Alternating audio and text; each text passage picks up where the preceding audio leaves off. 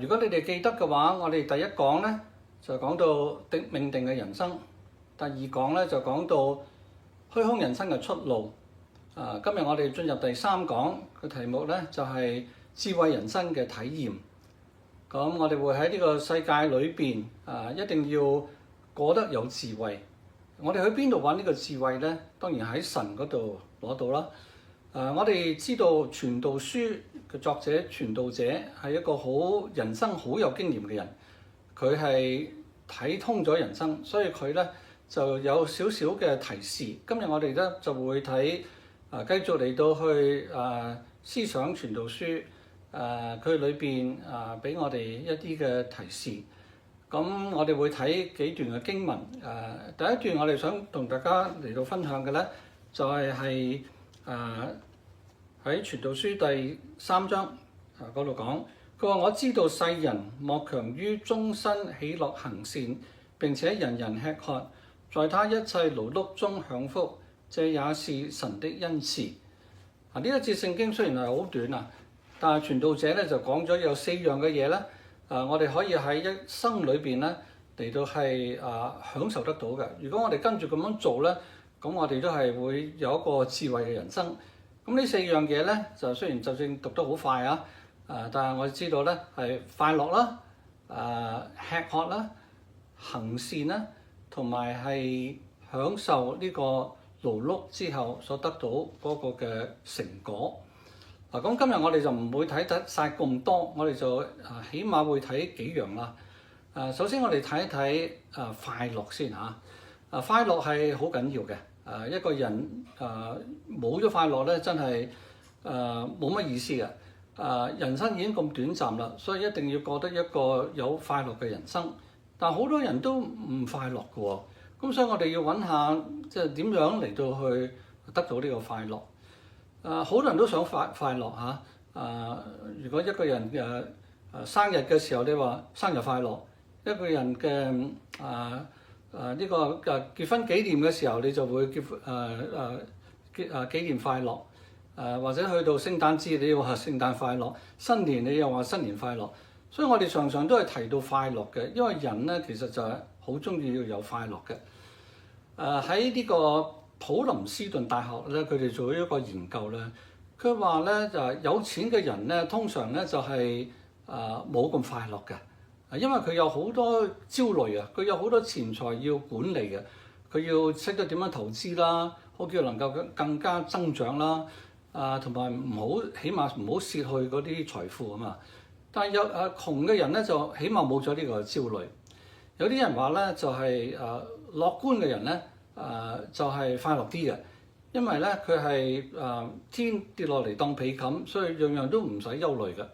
但係一啲悲觀嘅人咧，就會成日擔心擔心呢樣擔心嗰樣，好多嘢唔會發生嘅，佢都擔心，所以咧就失去咗快樂。其實憂慮咧就係快樂嘅相反嚟嘅。如果我哋成日憂慮咧，就會失去快樂啦。當我哋諗下嘅時候，有啲咩事情令到人哋憂慮咧？通常都係有幾種嘅啫。有一樣咧就有一樣事情咧就係呢件事要快啲嚟到嘅，但係我可以做一啲嘢嚟到去解決嘅。咁如果係咁嘅話，我哋就不如就去做啦，咁就唔使憂慮啦。另外一樣嘢咧就係呢件事就要嚟啦，而我係冇辦法嚟到解決嘅。若果係咁嘅情形咧，咁你就揾人嚟到幫啦，咁你唔需要憂慮嘅。第三種咧就係有啲事情咧你憂慮咧。但係你知道唔會發生嘅，但係你始終就係要憂慮。咁如果既然係唔會發生嘅，根本就唔需要憂慮。咁所以如果我哋慢慢去分析嘅時候咧，我哋就知道咧，其實我哋都唔係即係需要憂慮咁多嘅嘢㗎。有一段聖經咧，佢就咁樣講嘅，呢個喺腓立比書咁樣講，佢話應當一無掛慮，只要凡事藉着禱告、祈求、同埋感謝，將你們所要的告訴神。呢個聖經係好好即係話俾我哋知，我哋唔需要憂慮任何嘅嘢嘅。如果你真係有啲咩事情係記掛嘅咧，你就話俾神知啦，即係交託俾神啦。神就幫你搞掂啦嚇。咁如果你有信心嘅時候，你信得過神嘅時候咧，咁你就真係唔需要憂慮啦嚇。咁呢個咧就係一個好好嘅提醒嚇。咁有個古仔咧就係咁樣講嘅嚇。有個人咧佢就好有錢嘅，好有財富，但係咧佢就冇快樂嘅。咁佢就好辛苦啦嚇。佢到一個程度咧就係佢我願意咧將我嘅財富換到呢個快樂。咁就佢就周圍去問啲人咧，究竟喺邊度咧我可以問到人咧嚟到攞到呢個快樂嘅？有人真係話俾佢知啊！咁所以佢咧就將佢嘅財富咧，大部分嘅財富咧就裝咗落去一個皮篋裏邊。拎住呢個皮篋咧，就走去呢個地方咧，去揾呢個智慧隱士啊！原來呢個地方咧係一個村落嚟嘅。咁佢差唔多到嘅時候咧，就佢睇到啲農夫啦喺度耕田啦，好勤力啦，但係好開心嘅喎。又睇到細蚊仔走嚟走去啊，喺度玩啊，好開心喎，好似成個鄉村都好和諧、好快樂嘅。咁佢繼續向裏邊走嘅時候咧，佢就去到呢個嘅隱士要住嘅地方。原來佢係喺一個局部嘅旁邊，跟住局部咧流落一條小溪嗰度。哇！一個係好美嘅環境下，咁佢就呢個隱士咧住喺呢個山洞裏邊。咁佢就拎住佢嗰個皮篋啦，就走入去呢個山洞。咁就見到呢個智慧隱士啊！呢個智慧隱士咧正在打坐閉目養神。咁佢就去到呢個隱士嗰度講啦。佢話隱士啊，先生啊，我就好想攞到智慧同埋快樂，我想攞到快樂，但我唔知道點樣攞到呢個快樂。咁而家我帶咗我所有嘅財富嚟到啦，我希望能夠用我啲財富咧換取呢個快樂。當呢個隱士啊聽到佢一講話有財富嘅時候，突然間佢眼就睜開啦！哇！有財富，即刻跳起身就跑到佢面前，一手就攞咗佢皮篋就走啦。咁呢個有錢佬啦嚇，唔知發生咩事，佢即刻都係跟住出去追佢啦。佢點解會攞咗佢嘅一生嘅積蓄啊？就走啦嚇！一出到去已經唔見咗人啦，因為出邊啲路佢又唔熟啦。呢個隱士又走得快，佢已經揾唔到，咁繼續喺度揾啦，但係都冇辦法。佢就心想喎，原來個隱士咧，原來咁貪錢嘅，咁就話佢有好快樂添。咁跟住佢揾咗一日，但係都揾唔到，咁好唔開心啦，係嘛？佢就覺得我啲財富冚唪唥冇晒，我嚟嗰陣時都冇而家咁唔開心，即係我更加冇咁快樂啊！咁佢就算啦。咁既然係揾唔到，咁我都冇辦法啦。天都黑啦，我都要翻屋企。咁啊，翻屋企行路喺一個村莊慢慢出去嘅時候，佢喺小路上面見到，咦，有樣嘢喺前面喎，哇，好似佢個皮篋喎，走近啲，哇，真係佢個皮篋喎。佢就打開個皮篋一睇，原來佢嗰啲財寶啦，冚唪唥都喺晒裏邊。哇，佢好開心啊！哇，突然間失而復得啊！佢見到自己嘅嘢揾翻。喺呢個時候咧，呢個隱士就走出嚟啦。佢就見到佢話：點啊？老兄，你而家快唔快樂？佢話快樂啊！因為我而家揾翻我嘅財寶啦。佢都未曾去問呢個隱士點解佢要攞走佢嘅財寶嘅時候，佢就明白啦。原來咧，其實佢有擁有嘅嘢就已經係好足夠啦。佢應該係好快樂啦，但係佢好似仲唔快樂，仲要想揾要有其他嘅嘢。咁而家佢失而復得，呢個就最好噶啦。呢個話俾佢知係咩咧？原來知足係常樂啊。其實我哋擁有咗好多嘅嘢咧，係唔知道我哋係擁有嘅時候咁好嘅。健康亦都一樣啊！當我哋有健康嘅時候，我哋唔會覺得係健康係一件緊要嘅嘢。當我哋失去嘅時候咧，我就願意用任何嘅嘢嚟換翻呢個健康啊。第二樣嘢咧就係吃喝嚇。一個快樂嘅人就識得享受人生嘅，就會好識得食，亦都好識得飲嘅。咁所以呢個咧係福氣，因為呢個神咧係俾人咧有吃喝呢個恩賜咧，咁呢個係福氣嚟嘅。有啲人咧就中意食好嘢啦，但係咧就唔捨得買嘅，因為又貴啦，係嘛，又唔想用錢啦。有啲人咧就好捨得買嘢食，山珍海味乜嘢都買，但係自己又冇胃口食嘅，甚至有時唔食得落添。咁咁所以呢個咧就好困難啊！有人想食嘢又唔捨得買，有人有錢買嘢食又食唔得落，所以呢啲都係唔能夠享受到呢個吃喝嗰個嘅樂趣。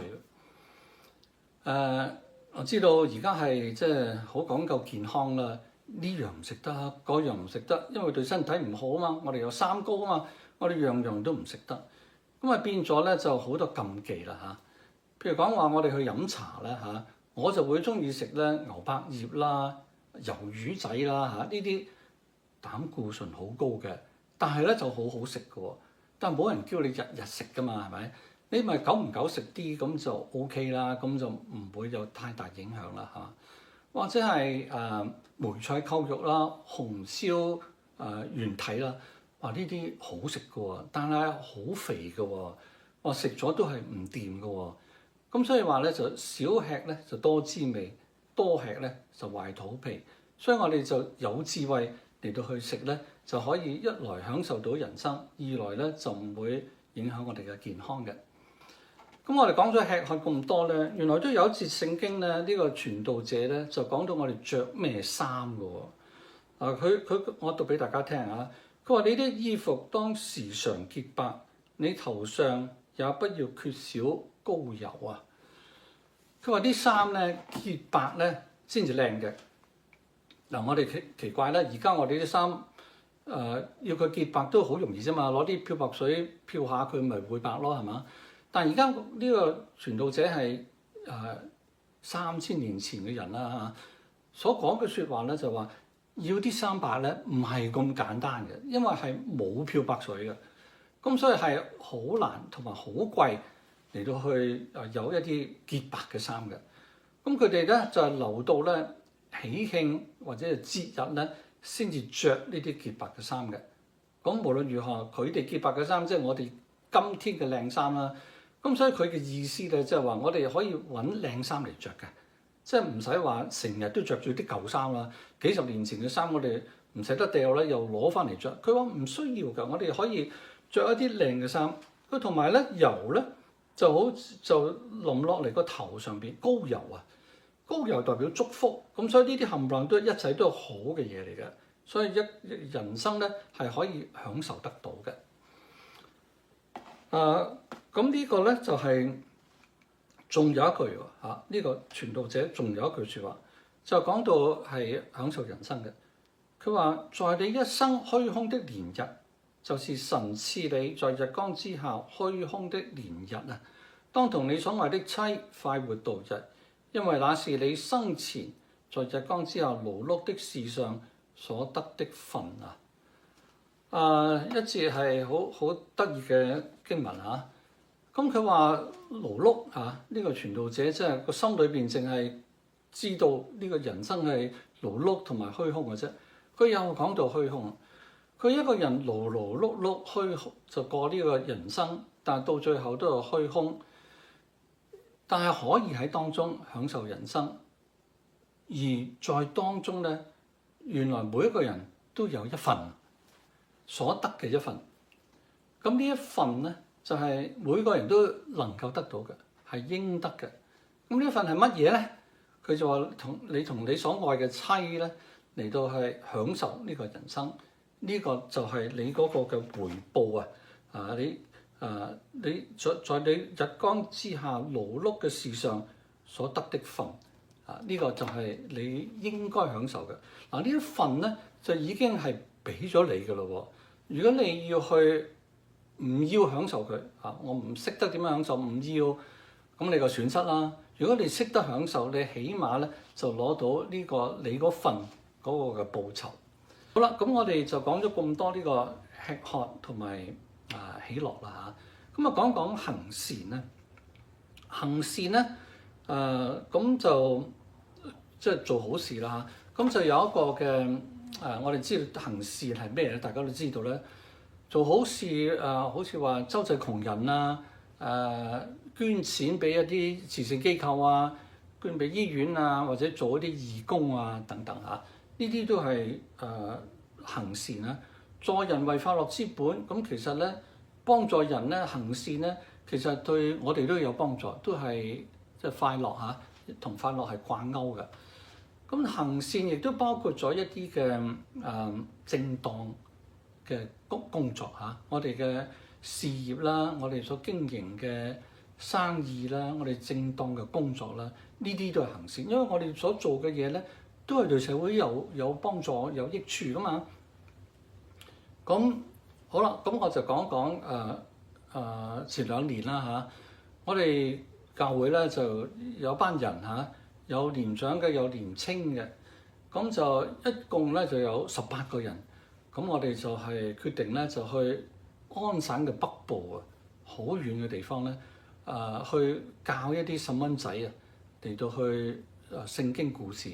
嗰個地方咧住滿晒原住民嘅，佢哋係比較缺乏啊，咁所以咧就需要有啲人咧做義工咧，就走入去佢哋嘅社區嗰度咧，就係教嗰啲細蚊仔喺夏天嘅時候咧，就教佢哋一啲聖經嘅故事。咁我哋咧就去呢個地方就相當遠啦嚇，我哋要1日嘅車程就去到一個地方要住1晚，跟住第2日咧仲要搭火車入去，到下晝仲要搭船去到呢個地方。呢個原來係一個島嚟嘅。咁呢個島上邊咧就住咗2000多人。咁我哋要經過2日嘅路程先至去到呢個島上邊。咁就係服侍嗰度周圍嗰啲人嚇。咁喺呢個島上邊，我哋有幾日嘅時間。咁有一日咧，我就去探一個當地嘅醫生。咁佢就去到佢嘅宿舍嗰度啦，去到門口，咁就都仲未曾入去咧。突然間有一個年青人啊，原住民嘅年青人咧，就跑過嚟啦。咁我唔知佢即係來意係乜嘢啦，係嘛？我哋都唔係好習慣有啲咁嘅人走過嚟。咁我就睇下佢想做乜嘢，可能要有少少防範啦，唔知係咪壞人咧？原來佢咧就嚟到咧，佢就攞住2隻嘢嚇，原來係2隻嘅雕刻嚟嘅。咁你細心睇下咧，原來係2隻用 soapstone 啊嚟到雕刻嘅熊嚟嘅2隻，雕得都唔錯啊！我話你做乜嘢㗎？攞呢兩隻熊嚟？咁佢話咧係想賣俾我啊！即係賣嘢嘅，佢自己做嘅，咁手工都唔錯啊。咁我話OK，咁賣幾多錢啊？咁佢話如果係賣俾你咧，咁如果由2隻都賣咧，咁我就賣79蚊啦。咁我諗下呢兩隻熊都唔錯啊，係嘛？咁但係我又唔知道其實應該賣幾多錢嘅。咁好唔好還一個價咧，係比較低少少㗎啦嚇。我又唔想俾人呃咗啦，係嘛？正在猶豫之間咧，一個醫生就走出嚟啦嚇。咁佢話咩事啊？我話呢位仁兄想買啲嘢俾我。原來佢哋識嘅。咁佢哋即刻傾2句。咁佢話79蚊係嘛？我即刻買咗佢，我買咗佢。咁醫生就買咗佢。我睇都冇乜點睇嚇。咁跟住咧就呢個年青人就走咗啦嚇。咁呢個醫生咧就話。送俾你，好奇怪喎！咁我以為你中意你先買噶嘛，係嘛？佢原來佢都根本都唔係諗住要嘅，咁點解要買咧？原來佢咧其實想幫一幫呢個年青人啊！咁呢個做法咧其實好好啊，使咗少少錢嚇，幫助到呢個年青人又俾咗雕刻俾我喎嚇，咁即係大家都開心。咁我又學咗個功課啦，原來日常嘅生活咧，我哋會碰到好多嘅事咧，其實我哋可以做一啲善事嘅嚇。咁就正講到咧，呢個行善咧都係可以做即係周濟窮人啦，或者係正當嘅職業。當我睇正當嘅職業嘅時候咧，我哋就呢個傳道者咧就有一節聖經咧，佢就話：佢話凡你手所當作的事咧，就要盡力去作啊！因為在你所必去的陰間，沒有工作，沒有謀算，沒有知識，也沒有智慧。即係話佢，如果你而家年青力壯嘅時候咧，就好好做你嘅工作。所以就唔好等到年老嘅時候，身體衰敗軟弱嘅時候，就想做你要做嘅工作。即係你有嘢要做，你就趁呢個機會。把握時機，你有能力去做嗰陣時咧，就做到最好，就唔係馬馬虎虎去做工作咧，係要盡自己嘅能力係做到最好嘅。以前我喺政府部門工作咧，我就聽到有啲人講啊，佢話：喂，你唔使咁勤力喎，政府工啫嘛，係嘛？做多做少都係一樣嘅咋，冇乜分別嘅。何況咧，老闆都唔喺度，你做咁多嚟做乜嘢喎？如果老闆唔喺度，即係冇人知啦，冇人知你做咗，你點解要做咧？哇！即係咁樣嘅睇法嘅。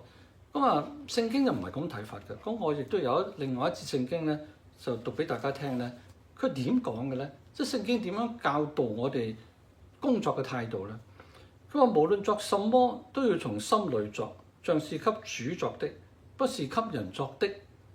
因為你們知道，從主那裏必得着基業為賞賜。你們所侍奉的乃是主基督喎。哇！呢節聖經真係犀利。佢話原來無論我哋做乜嘢，我哋嘅工作，做好多種唔同嘅工作，但係我哋做乜嘢都好啦，我哋嘅態度係應該好似同神做嘅，同主做嘅。哇！如果係咁嘅話咧，即係我唔可以偷懶嘅，係咪？我唔可以話老闆唔喺度，我就唔做啦，因為神睇住喎。咁而佢亦都講咧，神會賞賜我哋嘅。咁所以呢個咧就係認識耶穌之後咧，我哋就即係有學到啦嚇。我哋嘅工作態度咧就應該咁樣嘅。今日我就同大家講咗呢個吃喝啦、行善啦、同埋呢個快樂嘅嚇。咁仲有嘅喎嚇，仲有咁我下一次咧就會繼續講呢個嘅智慧人生嘅體驗。咁我哋知道啦嚇，要脫離呢個嘅虛空嘅人生係有出路嘅，就係敬畏神。我哋若果要享受呢個人生，要活出一個智慧嘅人生咧，個途徑咧就係認識神，同埋明白聖經裏邊好多嘅經文所講嘅説話咧，從中間咧我哋得到好多嘅智慧咧，就能夠活出一個智慧嘅人生啦。好啦，今晚咧我就講到呢度啦。